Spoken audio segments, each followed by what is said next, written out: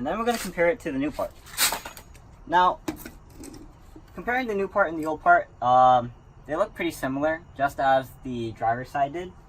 On the new part, it's actually aftermarket part. But on the new part, it says front right, which is the passenger side, and I think on the driver's side it says FL, front left. So that's a good indicator. It also has a arrow indicating which side is the front, so I guess that also helps if you need to know where it goes. And I guess let's not dilly-dally, let's just put this back.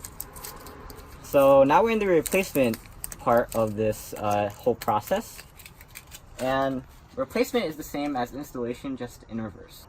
Okay, so I guess some other trivia. This is called the CV axle, standing for constant velocity axle. You can do some more research on it if you want to. I'm not sure it's really relevant right now, but the knuckle, we want to make sure that it doesn't jet out too much. Let it get disconnected. So, like I said, front arrow should be facing the front.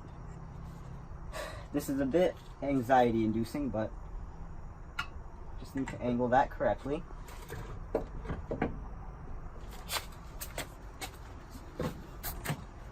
Oh shoot.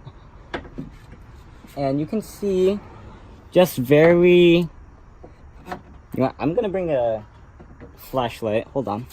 You can just see barely where your 3 nuts are, and you're just trying to angle them through. Alright. There we go. That was probably, maybe that was probably the hardest part for this entire thing. But now that it's angled correctly, is it angled correctly? Hold on. Don't tell me I put this wrong. So you didn't see it, but I thought I twisted this wrong. I installed it wrong because it wasn't facing the right way. It wasn't facing within the knuckle. But you can just twist the the strut. Anyway, we're going to put some bolts to secure it. I'm going to hold it up while we do that. It's a bit hard for you guys to see. I do apologize. We're just going to put it back on. I'm sure you guys don't need to see it, actually. But we're just going to do that to secure it while we put the other 2 bolts on. Alright, so on the driver's side, we had a very big problem with putting this back in. But on this side, we didn't take too much out. So hopefully it shouldn't be a problem. Let's try it. Let me just face this towards here, just so you can get a better view. And we're going to twist this here.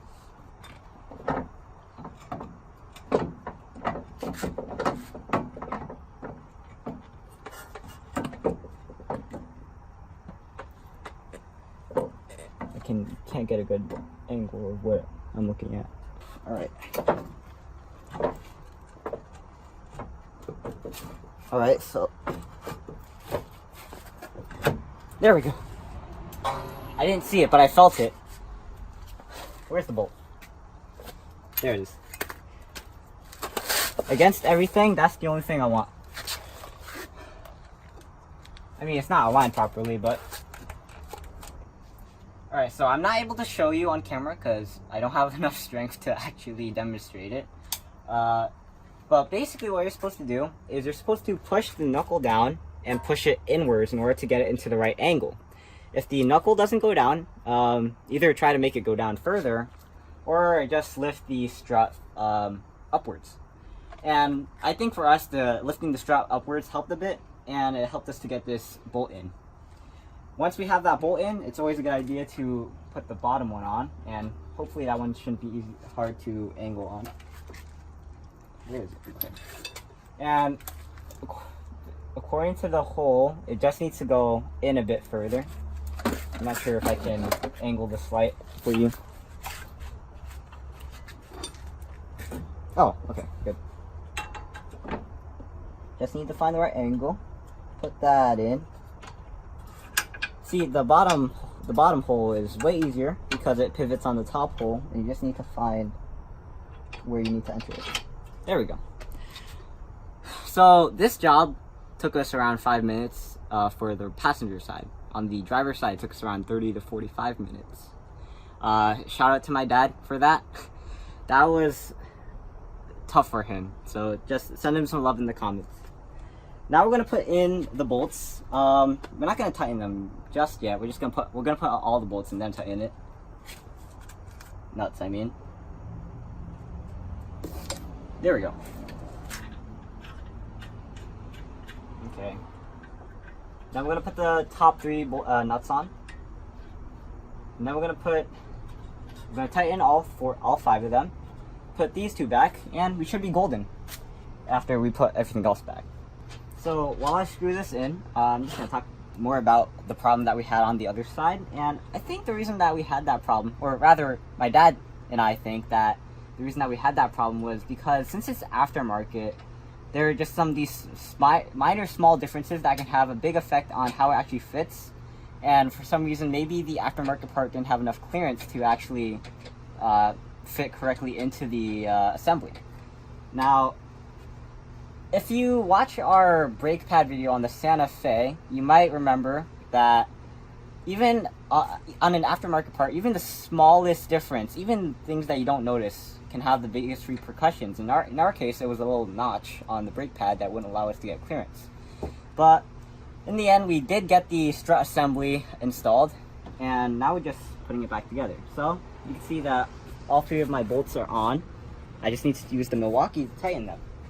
I think it was actually my first auto repair video was on Uncle On's Honda Civic, and in order to get the our first auto repair video was on installing a front strut and spring, and in order to get it in, there was actually a little part that we had to cut off of the Dremel in order to get clearance. And I vaguely remember it, but my dad definitely does remember it. So I mean, if you want to, go check it out. It's fun. So now I'm just going to tighten this in. Wait, hold on. Okay. I mean, after this, we don't have to check if it's spinning the right way, because I'm never going to have to change this. Keep in mind that you're going to have to torque these off anyway. The top 3 bolts are 33 foot-pounds. I'll show you that later. And I'll tell you what the bottoms are later.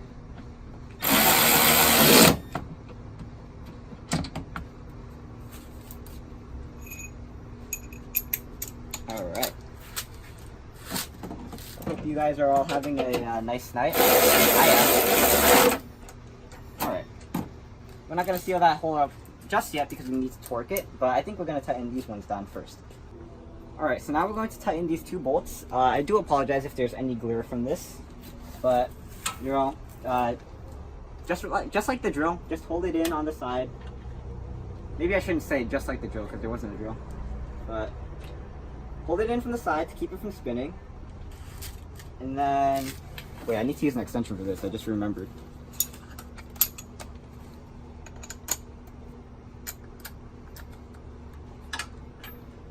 And then, bombs away.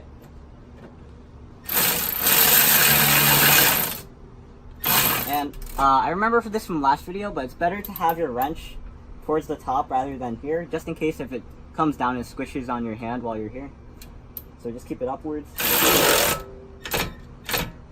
Okay. Now we're going to do top side.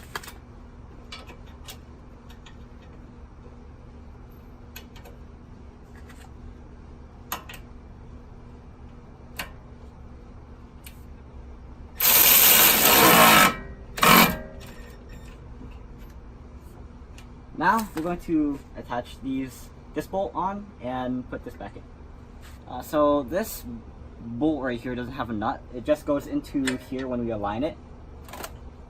So you can see that this part right here actually has a cutout where the brake hose goes, the brake line goes. So we just fit that on and then screw the bolt in. Hold on. It's a bit hard for me to hold the lamp while I'm trying to screw this in.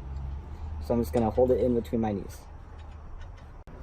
Alright, so it turns out that aftermarket parts, sometimes not everything is alright. And sometimes things that should only take you 5 seconds will take you like 5 minutes.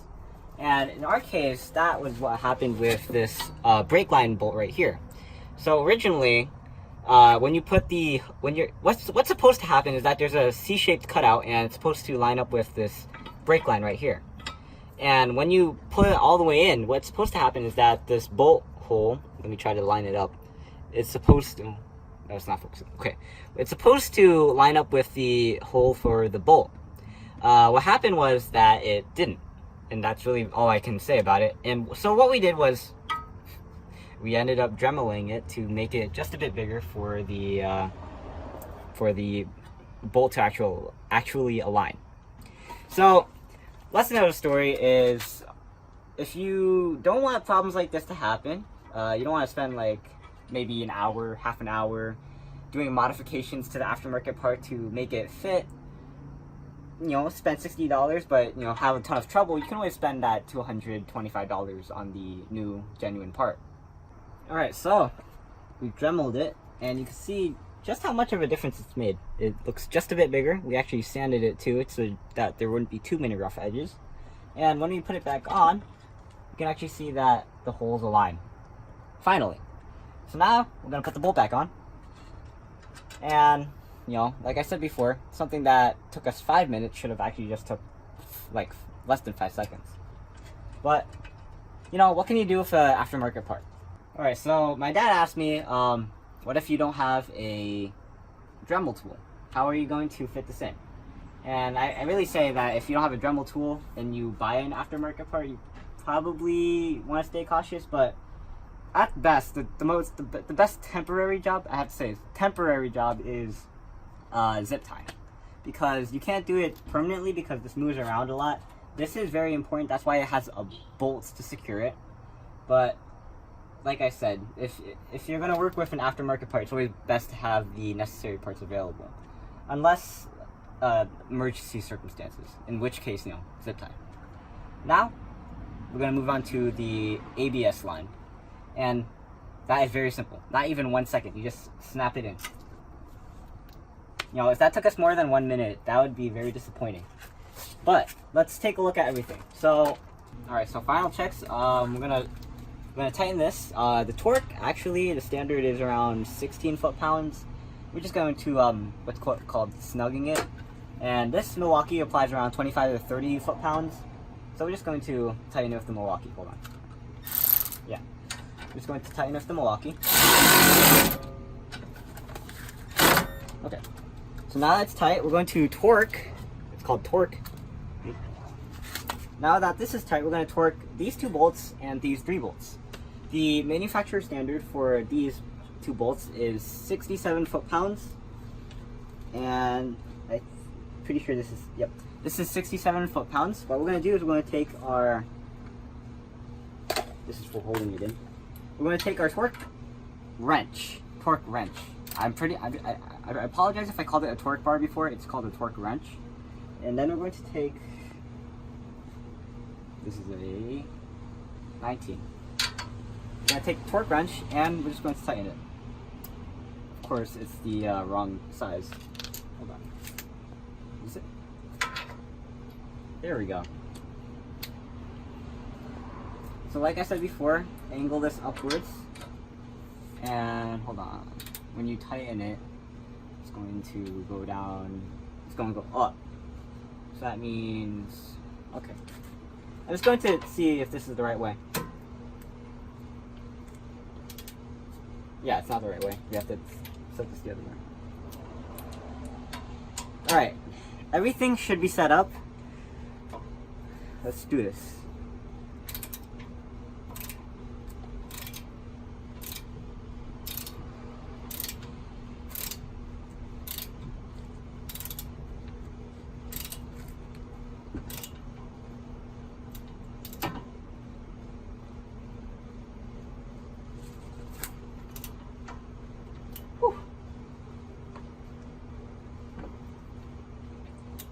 It's very hard to apply strength upwards, but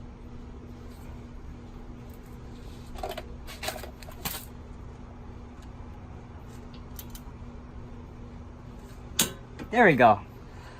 Oh. So that's apparently 67 foot-pounds of force. On the other side, it was easier because you can actually push down. This one's a bit harder. So I'm probably gonna do this one off camera because it's gonna be a bit awkward.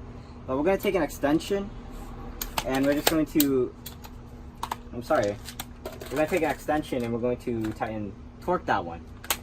So, I gotta mention this because I did it in the last video.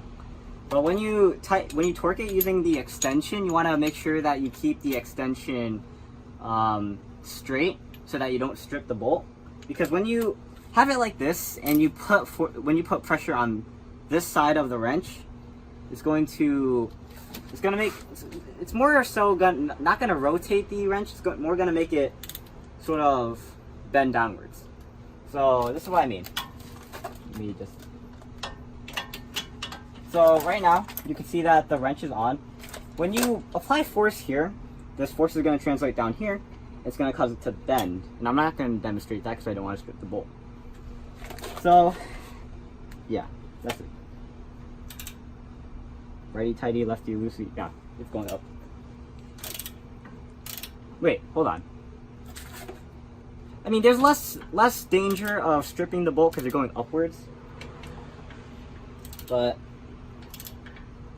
when you have to do the final 67 foot-pounds, it's probably going to be hard.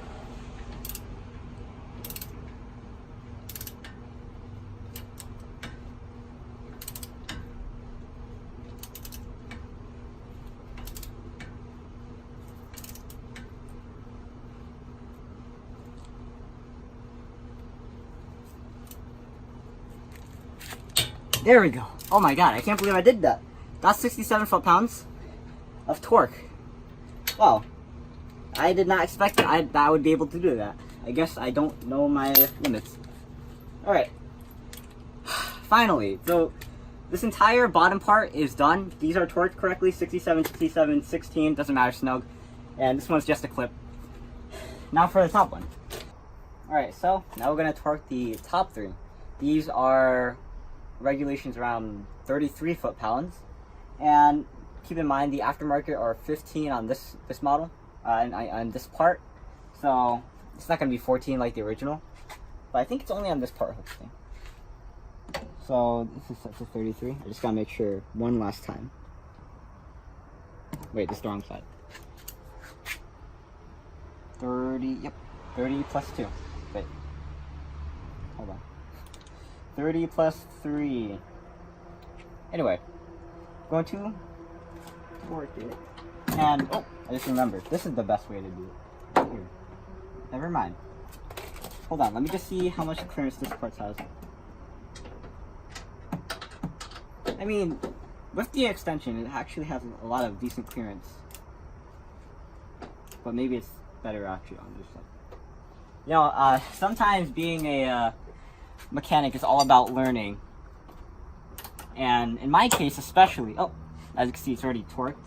I'm just gonna do that one more time. In my case, it's mostly about learning because I'm just a teenager. I don't have all the experience or wisdom that my dad has, and I have a lot to learn. All right, now we're gonna try to see if this one will fit. Alright, so this one's going to be a bit harder because it's much less clearance.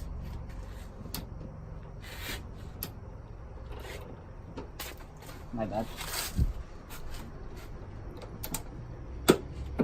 Wait, was that? Hold on. Gotta make sure that was it. Okay, so that one is torqued to 33 foot-pounds. I can already feel myself starting to stutter a lot. I think it's like 10:30 or 10:45 right now. Is this on? I think it's on. Okay. Let's do this. There we go. Oh my god. Alright. Wow. So, that was replacing the passenger side front strut and spring on a Honda Civic 2006-2011. Now, we need to do final touches. That means we have to make sure that there's no flashlights inside the car. I remember one time we were doing a job on the car. We forgot the flashlight in here and it got crushed. Oh my god. My dad thought we did the job wrong until he looked at the thing and he saw the crushed up flashlight. We didn't keep it.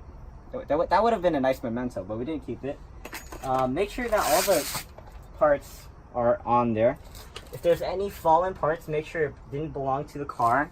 I remember we dropped a torque bar and we thought it might have been to the car, but it's actually part of the torque bar.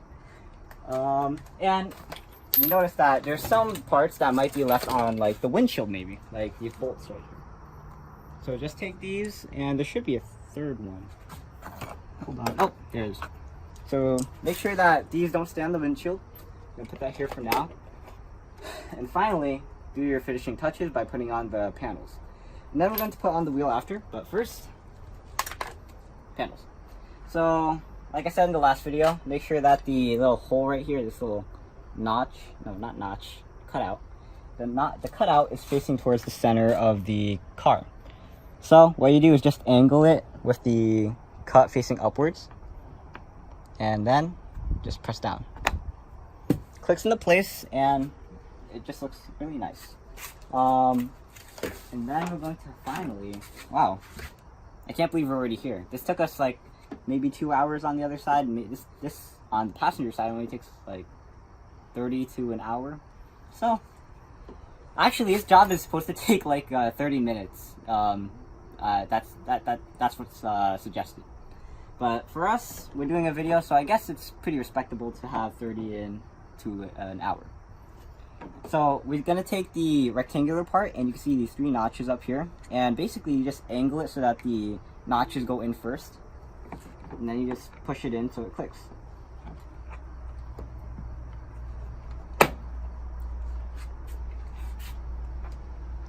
That didn't go in as easy. You just make, okay, so it clicked, so I'm going to assume that everything's fine. Let me just make sure. Yeah, everything's fine. Okay, I don't know what just happened. But finally, we're going to take this rubber, I still don't know what this is called, this rubber lining, this rubber track maybe, and we're just going to put it back on these ridges.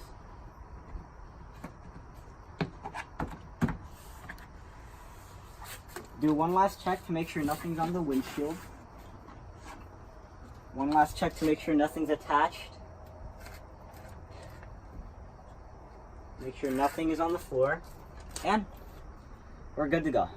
Alright, so now that we've reached the end and I'm trying to put the tire back on, I guess I'll just talk about what went into the replacement of this. Like, sort of like talking about the prices, where we got the parts.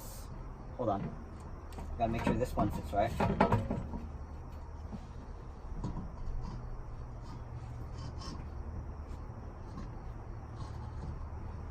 There we go. Alright. So, while I put this tire back on, let me just talk about where we got the parts from. So, basically, I think we got the parts, both the driver side and passenger side, front struts and springs, the complete assembly, from AM Auto Parts. And we got them from their website for around $60 a piece, so that's maybe $125 altogether. And my dad actually found out that if you order directly from AM Auto Parts on their website, you can get them for cheaper. They're $60 on their website, but on Amazon, they're like $75 a piece.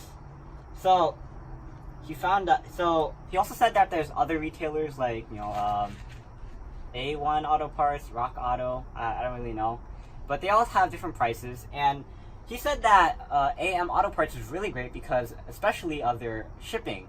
Now, he ordered these parts on Monday morning. Guess when he got them? I'm gonna give you like 5 seconds to guess it.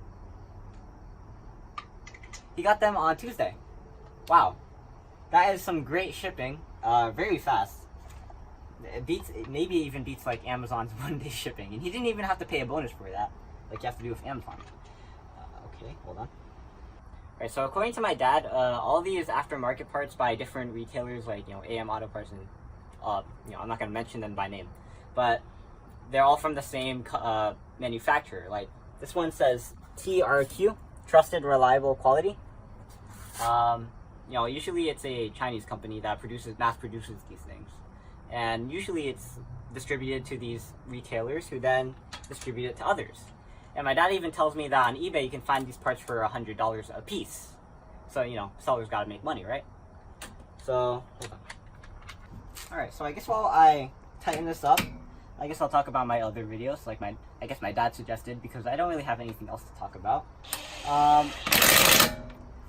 We've done a lot of auto repair videos, especially on this Honda Civic. This is a 2010 Honda Civic, or 2010 Honda Civic. Some videos on our 2003, 2004 Honda Accord. The 2004 is my brother's, and the 2003 is an old one. And the 2003 one, we spent a lot of time dismantling it. We also done some videos on our Toyota Prius. And a lot of it was done on the cooling system. But it turns out it didn't matter, because what the actual issue was the engine. Because it had a multiple misfire, and we have to replace the entire engine. So maybe that contributed to the cooling problem.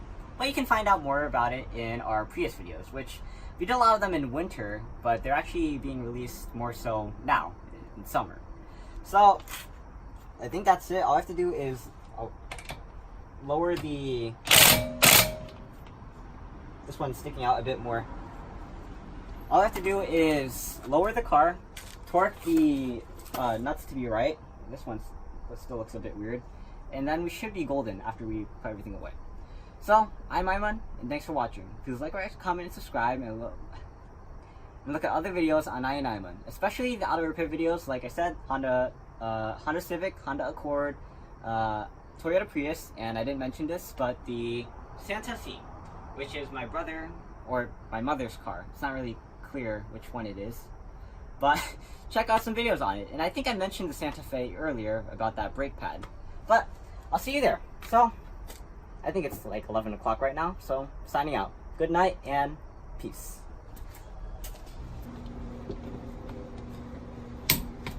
Okay, 3 down, 2 to go.